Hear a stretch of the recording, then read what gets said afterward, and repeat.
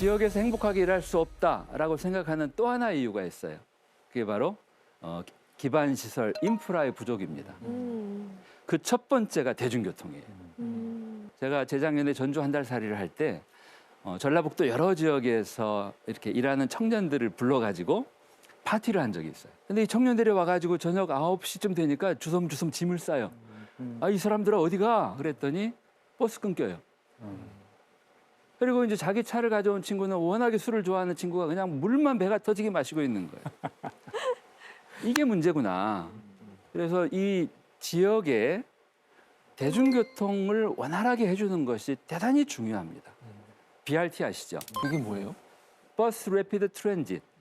그러니까 대중교통의 제일 그 초기 모델은 지하철입니다. 지하철은 땅속에 막히지 않고 다니니까 많은 사람 싣고 굉장히 효율적인 대중교통인데 땅속에 건설하니까 비용이 엄청 많이 들어요.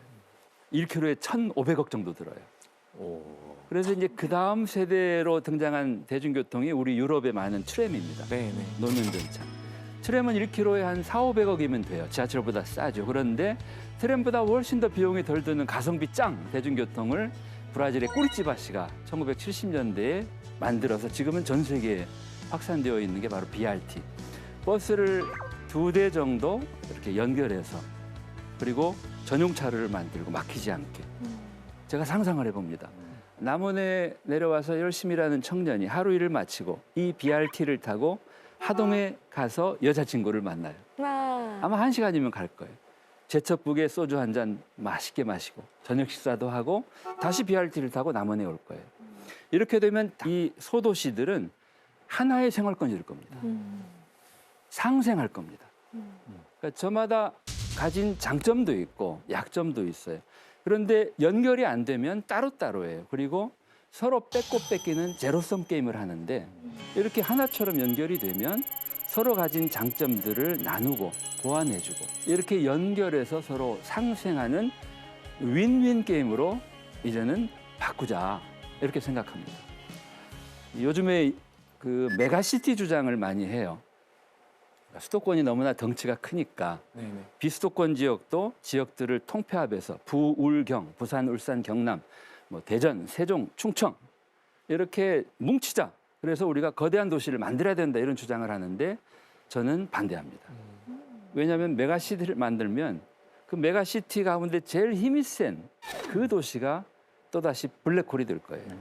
다 빨아들일 거예요. 그러니까 굳이 이렇게 통폐합을 하고 덩치를 키우지 않더라도 지역에 있는 작은 소도시들이 서로 연결을 강화하고 서로 상생하자라는 이런 마음을 먹고 하나의 생활권을 만든다면은 이를테면 저는 그걸 소도시 연합이라고 부르는데 소도시들이 연합하고 연대해서 힘을 키운다면 그것이 더 좋은 방법이다 이렇게 생각합니다. 교수님 말씀 들어보니까 2030년 이제 엑스포 만약에 부산 엑스포 열리면 네. 그 얘기 많이 하시더라고요. 네. 그러니까 부산, 울산 다 약간 좀 합치자 뭐 그렇게 긍정적으로 말씀하시는 분들도 많은데 네. 지금 교수님 얘기 들어보니까 오히려 그거 좀 안 좋을 수도 있겠다는 생각이. 그러니까 지금 듭니다. 우리가 앓고 있는 문제를 어떻게 풀 건가 해답은 많아요. 그런데 어떤 해법은 부작용이 따르는 또는 당장은 좋을지 모르지만 길게 보면 좋지 않은 해법이 있을 수 있고 오래오래 부작용이 적고 근본적인 원인들을 치유하는 해법들을 찾는 게 바로 지혜의 숲이죠. 최근에 나온 책인데 앙제에서 중소도시의 미래를 보다라는 책이에요. 이 책을 쓴 사람들은 일본인 저자들이에요. 일본인 저자들이 이 책을 쓴 이유는 일본의 지방 중소도시들은 다 죽어가는데 왜 프랑스의 이 앙제를 비롯한 작은 도시들은 죽지 않고 활력 있게 살아있을까?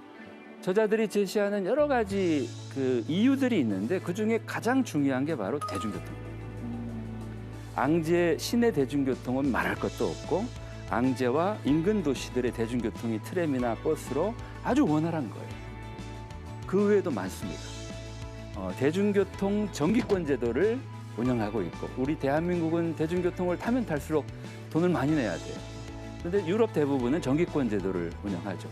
우리 독일은 작년에 9유로 했잖아요. 맞아요. 9유로였고 올해는 이제 49유로로 해가지고 전국 다 돌 수 있어서 대중교통 이용객들이 굉장히 증가했다고 하더라고요.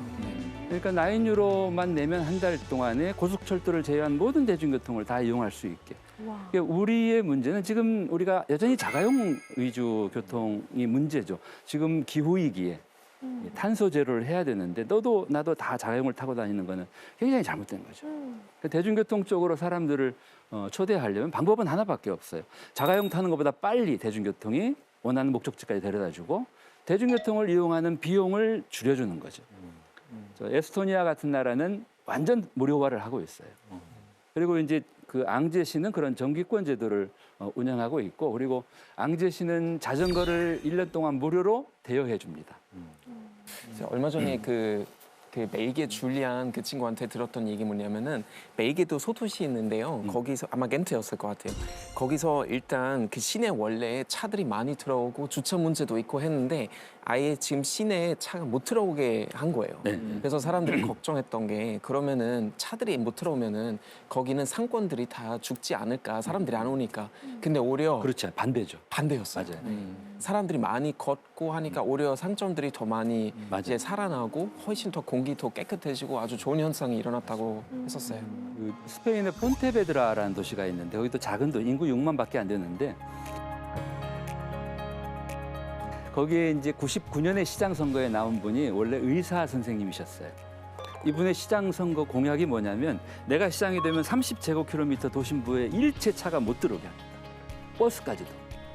그런데 이분이 시장에 당선이 된 거예요, 99년에. 차가 없으니까 교통사고가 나지 않고 공기가 좋아지고 소음이 줄고. 그래서 폰테베드라는 세계에서 가장 유명한 차 없는 도시가 됐죠. 미구엘 시장님은 99년 당선돼서 지금까지 시장을 하고 계시고. 정말 만족도가 높았나 보네요. 그렇죠. 그러네요. 또 하나 이유가 있어요. 우리가 지역에서 행복할 수 없을 거야라고 생각하는 이유는 잘 몰라서. 잘 몰라서. 그러니까 우리가 지역에 가보지 않아서 또 그곳에서 이렇게 살아보지 않아서 그래서 제가 권하는 게 좀 지역에 가보자. 그러니까 팥비 오가는 여행 말고 좀 천천히 머무는 체류형 여행을 해보자. 대한민국은 작지 않아요. 큰 나라예요. 대한민국의 로컬은 구석구석 정말 넓고 깊습니다. 1년을 이렇게 지역살이를 해보니까 알 것 같아요. 얼마나 멋진지. 그러니까 지역에 한 달 살이를 하면서 우리 대한민국의 지역은 정말 멋지구나. 정말 깊고 풍요롭구나. 내가 사는 곳 또는 내가 일하는 곳만 보지 말고 이렇게 좀 넓게 옛날에 저 어느 축구 해설자가 그랬죠. 아, 구장을 넓게 써야 돼요. 하듯이 대한민국을 좀 넓게 봤으면 좋겠습니다. 그래서 제가 제안하는 게 지역 한 달 살이에요. 한 달? 너무 길지 않아요, 교수님?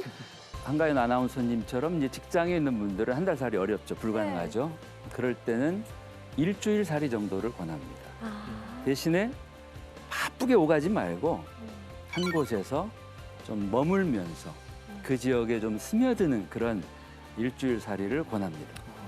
아, 하고 싶네요. 대신에 이미 정년 은퇴한 제 또래 베이비 부모들에게는 한 달 살이 해보라고 권하고 싶어요. 부부가 함께 또는 오랜 그 정말 좋은 친구들끼리 남자친구들끼리 또는 여자친구들끼리 하동에 가서 목포에 가서 뭐 강릉에 가서 이렇게 한 달을 머물러 보라. 하고 싶어도 못했던 일들을 하나씩 해봐라. 악기도 배워보고 또 그림도 그려보고 뭘 만들어 보기도 하고. 우리 이 중년 남자들에게 제가 권하는 게 바느질이에요. 바느질이요? 한 달 살이하면서 바느질 좀 배워라. 재봉틀도 배워가지고 사랑하는 아내와 자녀들의 옷도 만들어주고 가방도 만들어주고 모자도 만들어주고. 중장년들은 정말 좀 여유 있게 살고 싶은 로망이 있거든요. 그 시작은 저는 한 달 살이라고 생각해요. 한 달 살이도 한 곳만 하지 말고 여기도 해보고 여기도 해보고 여기도 해보고. 그러다가 정말 여기 내가 마음에 드네 그러면 반년 살이 해보세요. 또 1년 살이 해보고. 그러다가 정말 여기구나 싶으면은 이사 오세요. 뭐 산간 지역도 가보고 해안 지역도 가보고 그렇죠. 여러 군데로. 구석구석. 제가 한 달 살이 얘기를 좀 해볼까요? 2021년이 저에게는 평생 처음 1년 안식년이었어요. 그 한 해 전에 2020년 가을에 저희 부부가 그 보름달이 뜨는 토요일 오후 한 달에 한 번 하동에는 섬진강 달마중 행사가 열려요. 거기에 초대받아 갔어요. 섬진강 강물이 반짝반짝 윤술이라고 하죠. 이렇게 빛이 나는 강물을 바라보면서 모래사장을 등을 들고 맨발로 걸었어요. 그리고 해가 질 무렵에 이렇게 커다란 달 모양 등이 있는 그 주변에 사람들이 둘러앉습니다. 그러면 거기에서 신앙송도 듣고 예술 공연도 감상하고, 가장 절정은 여러분 이제 그대로 누워보세요 그래요. 이렇게 누웠더니 하늘에 둥실 떠오르는 보름달이 보이는 거예요. 와. 그때 음악을 틀어줘요. 베토벤의 월광소나타. 네. 섬진강변 은모래밭에 들어 누워서 보름달을 바라보며 이 음악을 듣고 강바람을 맞을 때 제가 아내에게 그랬어요. 여보, 하동됐다, 짱이다. 내년에 안 여기에서 하셨군요. 한 달 살고 싶어 그랬더니 제 아내가 그렇게 하라고. 음. 그래서 2021년 연구년이 시작되면서 3월에 하동에 갔죠. 거의 무슨 영화의 한 장면처럼 묘사를 해주셨어요. 꼭 네. 가보고 싶어졌어요. 맞아요. 네.